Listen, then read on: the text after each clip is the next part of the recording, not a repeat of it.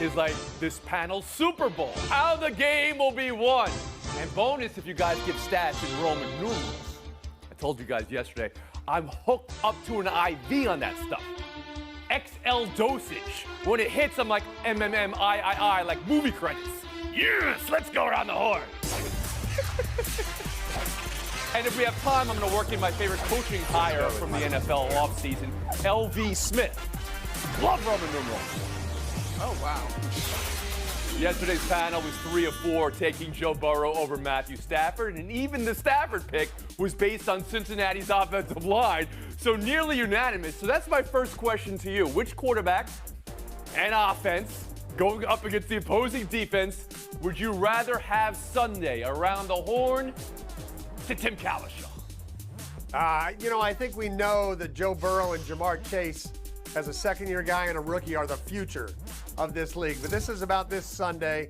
Stafford and Kupp have shown this year they're equal. Kupp blew everyone away in the regular season. But the main reason I like the Rams' offense, their offensive line is more equipped to do what they need to do than the Bengals' offensive line is. And on top of that, Sean McVay having been to a Super Bowl and scoring 3 points there, he still remembers that. He wants to do better. He will do better. Give me the Rams' offense. Harry Lyles Jr. Tony, as much as I am infatuated with everything Cincinnati's got going on, whether it's the style, the big plays, all that kind of stuff like that, we all know, as Tim said, the offense starts at the offensive line. And when we're talking about weapons, that is one of the reasons why a Cooper Kupp has been able to be not just one of the best, but one of the most efficient wide receivers in the NFL this season. Odell Beckham, I think, would still be a number 1 wide receiver on many teams in the NFL. And when Matthew Stafford is on his game, he truly is a good quarterback. So for me, because of that offensive line, it allows them to have a little bit more of continuity and consistency. I would go with that. Was that a little bit of disrespect from Lyles there? When he's on his game, he truly is good. But, all right, so the question, Israel Gutierrez, I turn to you, is which quarterback would you rather have Sunday? And then you can expand it to the whole offense. Well, I'd rather have Matt Stafford for this reason, because the Rams are the better offense. They're the better offense because they have the more innovative play caller. They're the better offense because they have the better offensive line, the best pass block win rate in the league, and they're the better offense because they have the slightly better, deeper receiving core. And you put that together, and it basically means the assignment is easier for Matthew Stafford. And so, yes, he can still make a mistake here and there because, he's Matthew Stafford, and we've seen it before. But, yes, if you just go the way the matchups are played, he is in better position to succeed. Joe Burrow, if the Bengals do end up having the better offense, it's probably because Joe Burrow escaped a couple of tough situations on the rush, made a big play on the run, or Jamar Chase maybe broke a couple tackles. But you can't really anticipate that with that Cincinnati Bengal offensive line. So I got to say the Rams offense. Israel, I think you gave Monica a headache with your answer there. All right, Monica, what are you reacting to? Because Joe Burrow escaped with his legs, because that's exactly what he does. I hear you on Stafford and the offense, but I would prefer Joe Burrow in this one. You might call him Big Game Burrow. That championship that he won at LSU matters. He has the makeup to perform well in big games. And while all the things you mentioned, Izzy, about Stafford were correct, that one little tiny mistake that he's prone to, it tends to happen late in games and be a big thing in terms of altering the outcome of a game. I'm taking Burrow. All right, next question. You people always mention an X factor. To me, I don't know what that means. I just know that it's a 10 factor. Roman numerals are my life. But Israel, what player or part of the game would swing this Super Bowl? So I guess if you want Roman numerals, this would be the Cincinnati defensive line. So that would be the Cincinnati 550, the DL. Did I get that right? Oh! That's what I'm going to go with. So the one section of the game that can flip it on its head from what I anticipate happening is Sam Hubbard, Trey Hendrickson, that defensive line, those defensive ends, because if they get pressure on Stafford, obviously with regular rush or heavy rush, that's going to create situations where Stafford, as Monica said, can put himself in trouble. But they can also, if they decide to just rush 3 and drop back 8 the way they did late against the Chiefs, that's going to give Matt Stafford a lot to look at. And if they can still get pressure from the edges, could create some disastrous situations. So that would be the X factor for me, 550. Everything you said in your first answer made me think you were picking LA. Everything you said in your second answer made me think you were picking Cincinnati. Harry Lyles Jr. X factors. What's going to swing this game?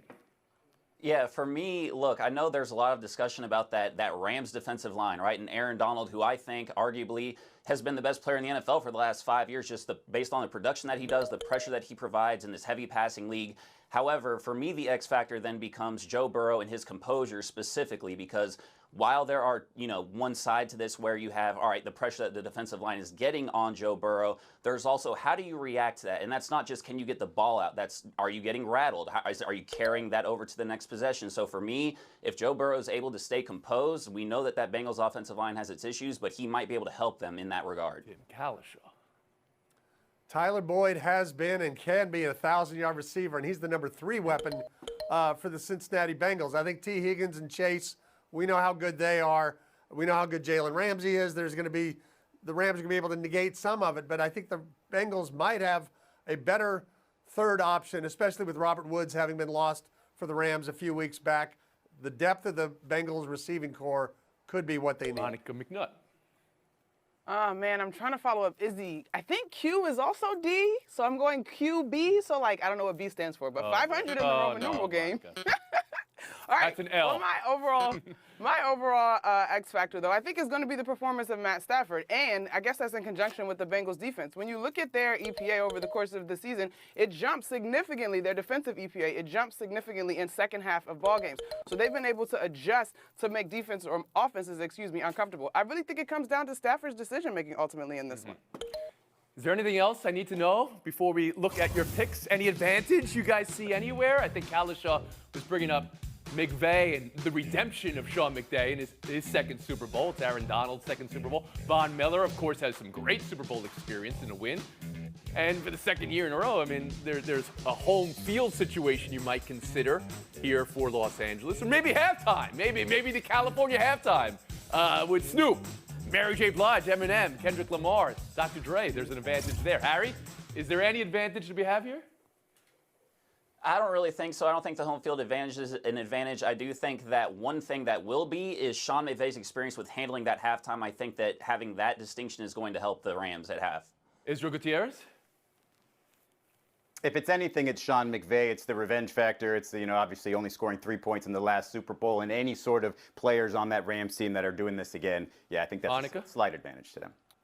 No home field advantages. I think according to Vivid Seats, they're actually expecting 56% fans representing the Bengals. And Tim Kalishaw. Aaron Donald and the Rams' offensive tackles are really all that's left of starters, for the Rams from the last Super Bowl in this game. But those are significant players, and I do think they give LA a little better chance. Hold on to your picks for a second, because I think you guys might flip. I'll ask for your picks and your MVP in a minute. But last night, NFL awards, Jamar Chase, Offensive Rookie of the Year. Nice weekend for him. Micah Parsons, Defensive Rookie of the Year. No surprise there. TJ Watt, Defensive Player of the Year. And MVP Aaron Rodgers, after he was asked how the season affects his future.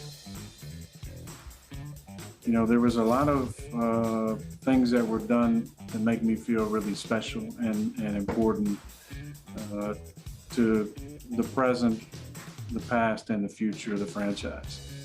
And I gotta say that, Russ and Brian especially had a big hand in that, and it didn't go unnoticed. Israel, Rodgers' 4th career MVP, wins it after the entire immunization vaccine snafu. And hearing what he just said, what's your takeaway from last night?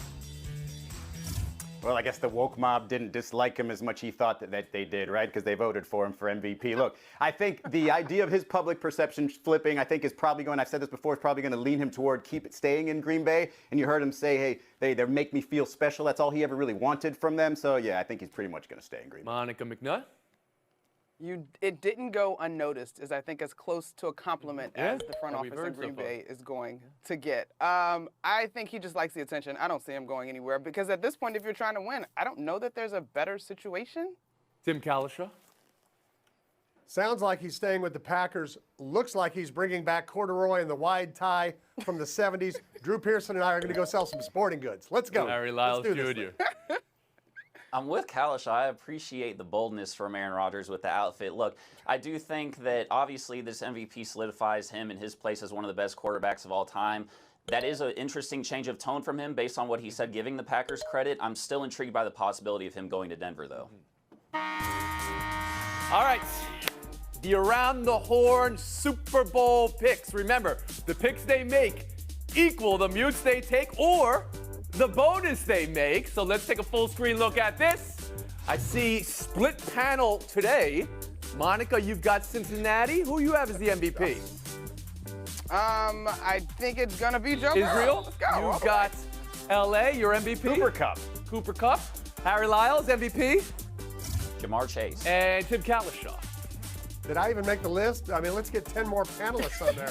I got the Rams 26-21. Cooper Kupp, your MVP. All right. Buy or sell on the other side. What you guys will be doing. We got versatile players, so we'll have to figure it out and figure out what works for us. But I'm just happy that we got guys that want to be a part of this. I need some size and some defense and interior. Yeah. Especially with Giannis and LeBron James Without playing question. such great basketball this year. Nobody hangs the laundry out like the NBA, man. Funny, yes. Durant smiles at the end. Harden gone, Simmons in. He said he likes the trade. Monica, what are you buying? What are you selling from the trade fallout and last night's All-Star draft? I am buying that it actually took Kevin Durant till the end of that to smile. I think he was uncomfortable a bit. Honestly, I think he's ticked off.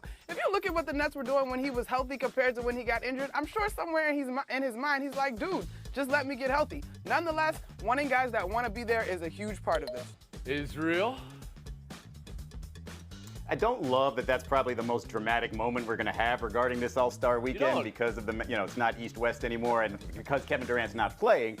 But I do like the contrast there between LeBron James, whose team, is struggling to even make the playoffs, and is laughing, and Kevin Durant, who's just so miserable because he just said he's happy to have guys that are happy to be there. Well, not only James Harden, but Kyrie Irving's not willing to take a shot to be there. So therefore, he's only got Ben Simmons, who's really happy to be there. I really know Kevin Durant, you can tell by looking at him, wants so badly to get back. But embracing the petty Harry Lyles Jr., is that a good thing for the NBA? Yeah, I'm buying it, Tony. This is why a lot of people tune into the NBA, and I also buy that the NBA has done a great job of making this something that we wouldn't normally care about anyways, and I'm also buying that Kevin Durant has a future in television because he does a very, very good job of saying everything that he wants to say without saying it kind of like you pointed out earlier. Well, that's not what we want. We want you to say everything while saying it. What are you trying to do here, Harry? No, Larry. Harry, no. Tim, the NHL tried doing this a few years ago, and then I think they stopped because some players' feelings were out there a little bit. How did this come off to you? Even though nobody's worried about James Harden's feelings, you do wonder if they'd have had a camera in his house as he sees that happen. LeBron is always I'm buying that LeBron is always a step ahead of Kevin Durant with the clipboard. He can hide his face. Durant needs one of those clipboards because he shows too many of his true feelings. So a day after the trade, Monica, weigh in for me. Who are your winners? Who are your losers here? I actually think Brooklyn won the trade because they improved to me on both sides of the basketball. It is no doubt that James Harden and Joel Embiid in that pick and roll are going to be deadly, but you still kind of got to play a little bit of defense. And I think when you look at the height of the Brooklyn Nets defensively, which was admittedly earlier this season, there was a commitment there that I think Ben Simmons adds to. Israel?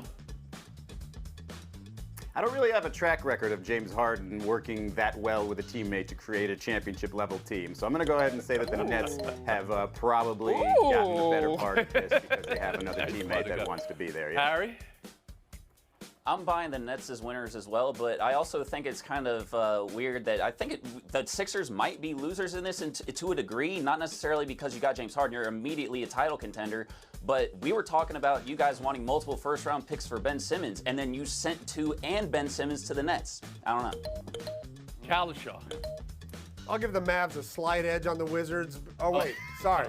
On the other one, I'm going to go with Brooklyn beyond this year. They're not going to figure it out this year, but I'm with Israel. I don't even know if Harden and Embiid are great players. I don't know if Embiid wants to sit out there and pick and roll with James Harden all night. I don't think it's a great combination. Mavs and Wizards. Get out of here. Buy or sell two. Olivia, you're Schifrin. Tony, I want to buy here that Shaun White, it's incredible to me. The mark of a great athlete is that you raise the bar of everybody else around you. And to me, he's been the face of the Winter Olympics since he came in. And I think that he's raised the level of everybody else that's come after him. Now with Michaela Schifrin, I'd love to buy her attitude with this because as somebody who came in as one of the faces of these games and the way that she came out and struggled and still to have the attitude that she's having right now during this pandemic, during the biggest stage of her career up to this point, and to have that good attitude about it, I have nothing but good things to say about that. It's incredible. Yeah, I'm not going to harp on a two-time Olympic champion, failing in this particular Olympics. She's not a failure. But Shaun White, I do believe I might be the only panelist here who's even been on a snowboard. But Shaun White is not even, he's gone beyond just an Olympian. He is a snowboarder. Like, he is a hero to a lot of people in that sport. And so I think, seeing him at the end here, not only to say that, but at age 35 years old, how difficult it is to be doing what he's doing. Bravo. I think the story of the night was definitely him. Monica? The Olympics probably more so because of the 4 years in between. How often do we get to really enjoy athletes going out on top? And you watch the Shaun White video, his family's reaction was the most telling part to me. Like, he's poured so much into the game or the sport, and for it to end like that was super disappointing. But I will say for Michaela Schifrin, I don't know if we grasped how low she was after not completing the first 2 races. So for her, even finishing 9th, as she said, it reminds her that she can still ski and she can do this. I guess Israel didn't see me taking on those moguls at Snow Mountain in Vermont back in '63. But beyond that, when I see what Michaela Schifrin did, talking about failure openly like that, we see great athletes fail, and they never want to use that word. And it kind of made me think we don't usually get these Olympics 6 months apart from each other. And the way Simone Biles handled her tough situation, and the way Michaela Schifrin handled this, both remarkably mature and classy. It's incredible because Schifrin was talking about Simone Biles before this competition. She was fully aware of that. She's been very public with her struggle with anxiety, with the loss of her father suddenly recent years. She certainly has done the work on herself, it seems. Tim Kalishaw, Harry Lyles Jr., thanks for your time today. Israel Gutierrez, Monica McNutt showdown. I mean, it's so foul. Not only is it so sad because they haven't had any success there, but now I'm just picturing some casual fan looking for a Detroit professional football t-shirt and buys this by accident and just gets laughed off the streets because he doesn't even know what he's wearing. Monica, is this fair or foul? This is so foul, and if this is acceptable by way of coaching treason, I get to represent the Washington, McVay, LaFleur's, and Shanahan. All right, there was a bad word in there from Monica McNutt. Both get the point. Georgia might be able to do this, right? Because Stafford played at Georgia and then moved on.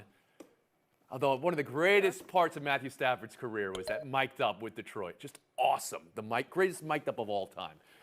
We'll move on. Duke's Wendell Moore Jr. was okay after this. Clemson's David Collins was very lucky for that. He said on Instagram he wasn't trying to hurt him, was going too fast, and had no options. But he was given a flagrant 2 on the floor, and now a 1-game suspension. Monica, 1-game suspension and a flagrant 2, is that enough, or should there be more?